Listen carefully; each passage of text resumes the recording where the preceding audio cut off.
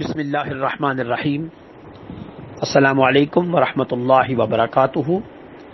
بیعت کے متعلق ہمیشہ سے مجھے کوشچن کیا گیا کہ اسلام میں بیعت کا تصور کیا ہے اور بیعت کیا ضروری ہے۔ میں اب سوال نکالتا جاؤں گا تاکہ پھر جب میں بات کروں گا تو آپ ان سوالوں کے تناظر میں اس پورے بیان کو ایڈجسٹ کر لیں گے۔ کیا بیعت کا ہونا ضروری ہے؟ کیا جو بیعت نہیں کرتے اور جو کرتے ہیں یہ برابر ہیں؟ کیا اسلام میں بیعت کی بڑی اہمیت ہے، بڑی افادیت ہے، اس کے اچھے نتائج ہیں؟ اور اگر کوئی بیعت نہ کرے کہ کیا وہ گناہ کبیرہ کا مرتکب ہے یا گناہ صغیرہ کا مرتکب ہے؟ اس کے بعد دوسرا جز، کیا عورت کو بیعت کرنی چاہیے؟ کیا عورت کو مرشد کے ساتھ نسبت ہونی چاہیے؟ کیا شوہر اس کے لیے یا اس کے ماں باپ اس کے لیے یا اس کے محرم رشتے اس کے لیے مرشد کا درجہ رکھتے ہیں؟ پیچھے ایک کوشچن پھر رہ گیا۔ اکثر لوگ کہتے ہیں کہ میرے مرشد تو میرے ماں باپ ہیں، مجھے کسی مرشد کی ضرورت ہی نہیں ہے، تو ماں باپ سے بڑھ کر کون مرشد ہو سکتا ہے؟ تو یہ سارے سوال آپ جمع کر لیں۔ اب میں آپ کو ترتیب کے ساتھ اس گفتگو کو میں بیان کرنے کی کوشش کرتا ہوں، اور یہ میں کوشش کروں گا، میں آپ یہ نہیں کہوں گا کہ میں آپ کو قائل کر رہا ہوں، نہیں قائل نہیں، میں ایک موقف ہے میرا، اس کو پیش کر رہا ہوں۔ رد کرنا یا ایکسپٹ کرنا آپ کی مرضی پر انحصار کرتا ہے، مرضی پر منحصر ہے، لیکن آپ نے مجھ سے کوشچن کیا، میں آپ کو اس کا جواب دے رہا ہوں۔ میری اس کے اوپر ایک سوچ ہے، میری اس کے اوپر ایک فکر ہے۔ سب سے پہلی بات تو یہ ہے کہ بیعت کا لغوی معنی ہے کیا؟ بیعت خرید و فروخت کو کہتے ہیں۔ جملہ یعنی میں وہ عربی ٹرم کوئی بھی استعمال نہیں کروں گا، سادہ لفظوں میں، کیونکہ میرے جو سننے والے لوگ ہیں وہ بھی انتہائی سادہ لوگ ہیں، بے شک پڑھے لکھے ہیں، لیکن پھر بھی یہ جو جملے ہیں، یہ جتنا میں سادہ بیان کروں گا اتنا ہی آپ جلدی سمجھ جائیں گے۔ خرید و فروخت یعنی کچھ بیچا جا رہا ہے، کچھ خریدا جا رہا ہے۔ تو یہاں خرید و فروخت سے مراد مال نہیں، ارادہ ہے، نیت ہے، خواہشات ہیں۔ مرید اپنے آپ کو بیچ دیتا ہے، ارادت مند، وہ کسی کا ارادت مند ہو جاتا ہے، اور مرشد جو اس کی رہنمائی کرتا ہے، رشد و ہدایت، اس کا رہبر بن جاتا ہے، اس کی رہنمائی کرتا ہے، تو وہ اپنی خواہش کو اپنے مرشد کے تابع کر دیتا ہے، اپنے ارادے کو مرشد کے تابع کر دیتا ہے۔ ایک تو بات کی دوسری بات یہ ہے کہ مرشد کون ہوگا؟ مرشد وہ ہوگا جو سرکار دو عالم صلی اللہ علیہ وسلم کی شریعت کے مطابق چلنے والا ہوگا، اللہ کی توحید، سرکار دو عالم صلی اللہ علیہ وسلم کی نبوت اور رسالت اور آخری نبی، حضور سے والہانہ عشق محبت، اللہ سے والہانہ عشق اور محبت، قرآن کے اوپر اس کا ملکہ، احادیث کے اوپر اس کا ملکہ،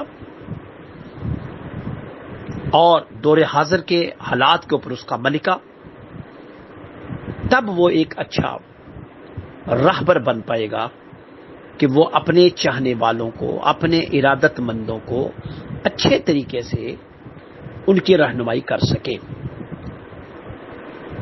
کسی ایسے نقطے پر نہ لے جائے جس میں ان کے لیے نقصان کا ذریعہ ہو۔ مثلا چھری کا استعمال ان کو بتائے کہ اس سے پیاز کاٹا جاتا ہے، اس سے پھل کاٹا جاتا ہے، اس سے سبزیاں کاٹی جاتی ہیں، اس سے قتل نہیں کیا جاتا، اس سے انگلیاں نہیں کاٹی جاتی، اس سے کسی کو زخمی نہیں کیا جاتا۔ ایک مرشد کا کام ہے بتانا. اگرچہ چوری اپنی حیثیت کے لحاظ سے جو اس کا استعمال کرے گا، اگر کوئی شخص کسی کو مارنا چاہے تو چھری تو کام کر جائے گی، لیکن مرشد نے اس کو بیلنس دینا ہے. دوسری مثال، آپ آنچ کے اوپر، چولہے کے اوپر کھانا رکھتے ہیں اور اس کھانے یا آٹا گوندھ کر روٹی پکا کر توے کے اوپر رکھتے ہیں، چائے رکھتے ہیں، کوئی بھی چیز، پانی رکھتے ہیں، انڈے ابال رہے ہیں. کیا آپ آنچ کا جو برنر ہے، اس کا جو لیور ہے، اس کو سپیڈ دے دیں گے یا بالکل آستہ رکھیں گے؟ اگر بالکل آستہ رکھیں گے تو کئی گھنٹے لگ جائیں گے، روٹی نہیں پکے گی. چلے گھنٹے نہ صحیح، کئی منٹ لگ جائیں گے. اور اگر آنچ کو لیور کے ذریعے تیز کر دیں گے تو روٹی جل جائے گی اور گیس بھی ضائع ہو جائے گی. تو آپ کیا کریں گے؟ آپ اس کو بیلنس دیں گے. وہ جو لیور کو بیلنس دینا ہے، یہی مرشد ہے. اب ضرورت اس کی ہے کہ نہیں ہے. میں ایک جنرل سی مثالیں دیتا ہوں، دیہاتی لوگ جلدی سمجھ جاتے ہیں. ایسا جانور جس کے گلے میں پٹا ہو اور یہ پتا ہو کہ یہ فلانے چودھری کی گائے ہے اور فلانے میاں صاحب کا یہ گھوڑا ہے، وہ کسی وجہ سے رستہ توڑا کر کسی کی فصل کو تباہ کر دیتا ہے، ایسے گھومتا ہے اندر. فصل کھڑی ہو نا، گائے یا گھوڑا جب بیچ میں سے بھاگتے ہیں تو فصل جو ہے وہ ڈسٹرب ہوتی ہے، ان کے پاؤں سے کچھ لی جاتی ہے، کوئی بھی فصل ہو. تو کیا مجھے آپ یہ بتائیں، آپ اس کے مالک سے بات کریں گے یا ڈنڈوں سے اس کی پٹائی کر دیں گے؟ اگر تو آپ کو پتا ہو کہ یہ فلاں چودھری کی گائے ہیں یا فلاں میاں صاحب کا گھوڑا ہے، تو لازمی طور پر آپ ان کے پاس جا کر شکایت بھی کریں گے اور وہ آپ کی تسلی و تشفی کے لیے معذرت کریں یا ازالہ کر دیں. لیکن اگر آپ کو پتہ ہی نہ چلے، شتر بے مہار ہو، آوارہ گائے ہو، تو آپ ڈنڈا پکڑ کر مار مار کر اس کا حلیہ بگاڑ دیں گے اور گالیاں بھی نکالیں گے. نمبر 1، اس کا مطلب گلے کا جو پٹا ہے یہ شناخت ہے. تو گائے بذات خود اپنے نام کے لحاظ سے تو شناخت ہے. اب گلے کا پٹا جو ہے شناخت ہے اس کی ملکیت کی، حالانکہ مالک اس کا خدا ہے، اس نے اس کو بنایا ہے، لیکن وہ کسی کی ملکیت میں آ گیا ہے. اب جانوروں کے اپنے بھی ہیں، نر بھی ہیں، مادے بھی ہیں، تو اس کی رسپانسبلٹی کسی اور کی نہیں، مالک کی ہوتی ہے. یہ بھی ایک سمپل سی مثال ہے، سادہ سی مثال ہے. اب ہم مزید تھوڑا سا آگے بڑھتے ہیں. مسجد کے اندر امام صاحب ہیں، آپ کے تصور میں یہ ہے کہ میرا امام، میرا مرشد، میرا ماں باپ ہے، تو پھر آپ کو قاری صاحب کے پاس جانے کی ضرورت کیا ہے؟ قرآن پڑھنے کے لیے، نماز پڑھنے کے لیے، سکول میں ٹیچر کے پاس جانے کے لیے. تو آپ کو جس امر میں ضرورت ہے رہنمائی کی، آپ اس امر میں اس ورک شاپ میں جاتے ہیں. آپ بچے ہیں، قرآن پڑھنے کی ضرورت ہے تو آپ حافظ صاحب کے پاس جائیں گے.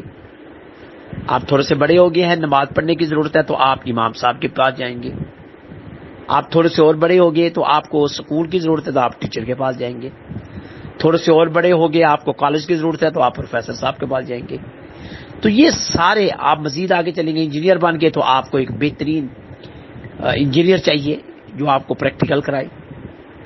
تو یہ سارے لوگ اپنے اپنے عنوان کے تحت آپ کے رہنما بن جاتے ہیں، آپ ان کے ارادت مند بن جاتے ہیں. اگر دنیاوی امور میں آپ کو ان سب کی ماں باپ کے ہوتے ہوئے ان سب کی ضرورت ہے، ان سب کی ضرورت ہے آپ کو، اور بھی آپ خود باقی سوچ لیں تو کیا دین شریعت اور طریقت میں آپ کو کسی رہنما کی ضرورت نہیں ہے؟ جس کی نقب تو ہمیشہ شیطان لگاتا ہے، شیطان کے وسوسوں سے آپ کو نکالنے کے لیے کیا آپ کو کسی صحبت کی اور کسی مجلس کی ضرورت نہیں؟ یہ صحبت اور یہ مجلس جو ہے یہ آپ کے ذہن کے وسوسوں کو دور کر دے گی، جس کو کونسلنگ کہتے ہیں۔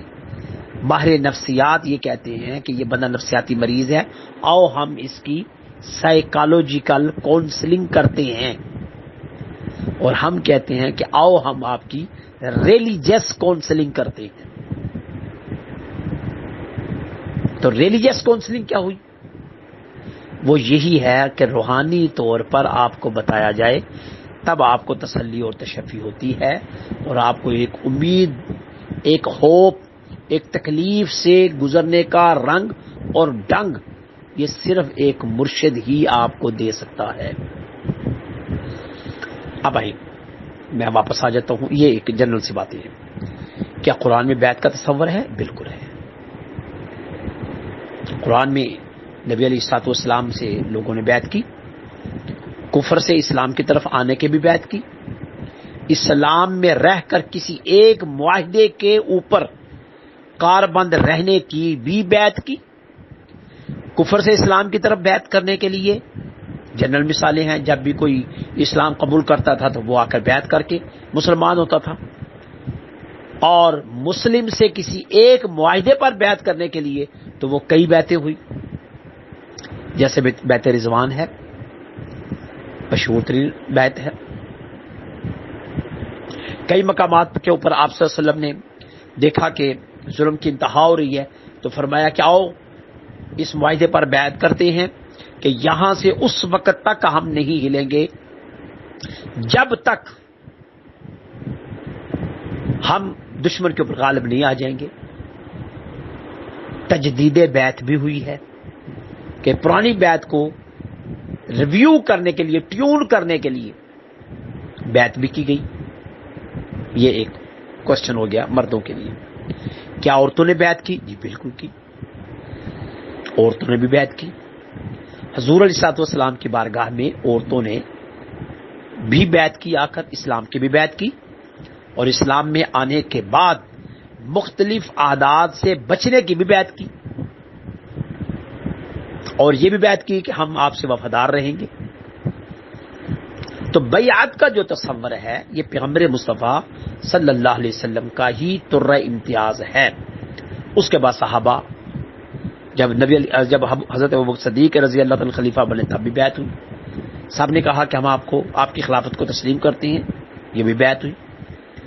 پھر یہ جب آگے نظام بڑھنا شروع ہوا تو سیاست اور روحانیت کو الگ کر دیا گیا، تو روحانیت کا نظام ایک بہت بڑا سلاسل کی شکل میں وجود میں آ گیا، جس طرح سلسلہ قادریہ ہے، سلسلہ نقشبند ہے، سلسلہ سہروردیہ ہے، سلسلہ یاویسیہ ہے، اس طرح کئی، مثلا حضرت رابعہ بصریہ، ہم ان کا واقعہ بیان کرتے ہیں، انہوں نے بیعت کی، امام حسن بصری کی بیعت کی انہوں نے، بڑے بڑے اکابر صحابہ، آپ تو یہاں تک ہے نا کہ کیا عورت نے مرد کی بیعت کی؟